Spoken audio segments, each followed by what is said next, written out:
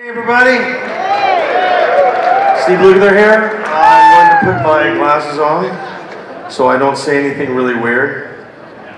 Think about that. I'm very, very honored to be here tonight. When Peter asked me to be the guy, I was a little bit shocked and also taken back. The truth of the matter is Peter and I have been friends for 43 years. First time, I adore this man. He's a big hero of mine, as well as being a great friend. But it's ironic that he would play at 4-Day Creep. I didn't know he was going to play that. That's the first time I ever heard him play. When I dropped the needle over at my friend's house in junior high school, they said, "You got to check out this band." And it was the live album, Rockin' at the Fillmore. And the first tune is 4-Day Creep. And the thing that killed me was I never heard anybody play the way he plays, modally with all the different notes for you non-musicians. It just sounded different to me as a young guitar player. It really hit my heart and started me on a different path than just playing regular blues like everybody else. Peter just had a young sound. He's only 20, 21 years old when he did this.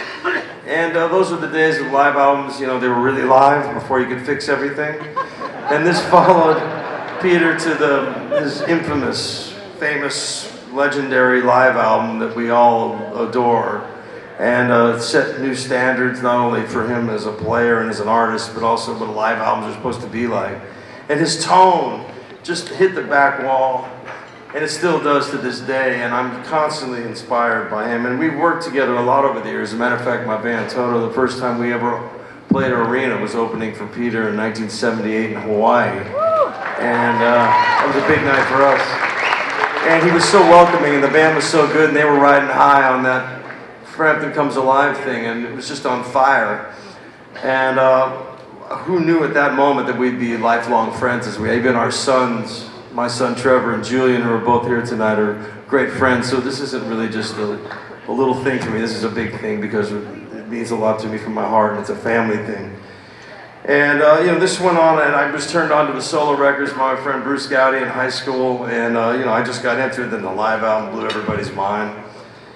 And all I can tell you is that to be asked to do this and present this award to one of my favorite guitar players, also one of my favorite people, I'm really without. We just did this a few years back. We were able to play together for the Beatles' 50th anniversary TV show. Don Was put together an all-star band. And me and Peter were the guitar players, man. I was just looking at him going, here we are at the 50s Beatle thing, and Peter Frampton, he was at my house, we were playing Here Comes the Sun. I always still get a little starstruck because he's a dear friend, but he's also a hero of mine. And I could do 20 minutes up here, and they want to get me off real fast because you'd much rather hear him play than hear me talk.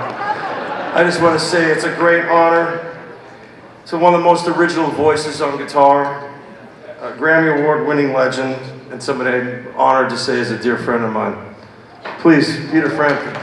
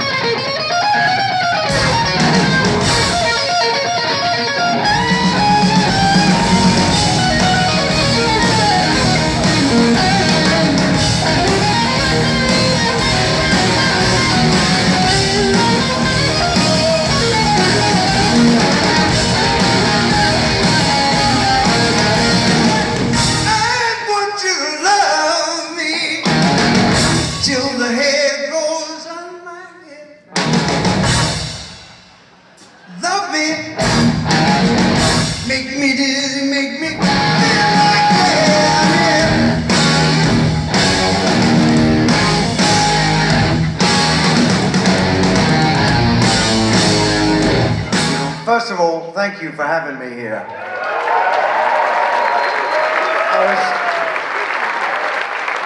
I was sure there was a mix-up and it should have been Clapton, not Frampton. So, but they told me yes, it's actually me. So I'm obviously bewildered and very thankful. So this next one, I got to play with the original band, minus, unfortunately, their lead singer, Chris Cornell, the other night at Chris's memorial concert, I guess you call it. And I had actually played it with him on his solo tour. He heard my version of his Soundgarden song and invited me to come and play it with him, which was unbelievably good.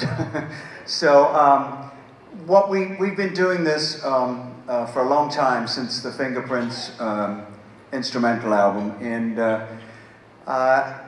ever since we've lost Chris, I like to ask people to just think about how great he was, and memories that you have and songs that you loved of his. That voice, man, oh God, what a voice. And incredible writer too. So, but what I'd like to ask you to do is to just, think about him, but also I'd like to dedicate this to Chris Cornell, his wife Vicky, and their 2 great children.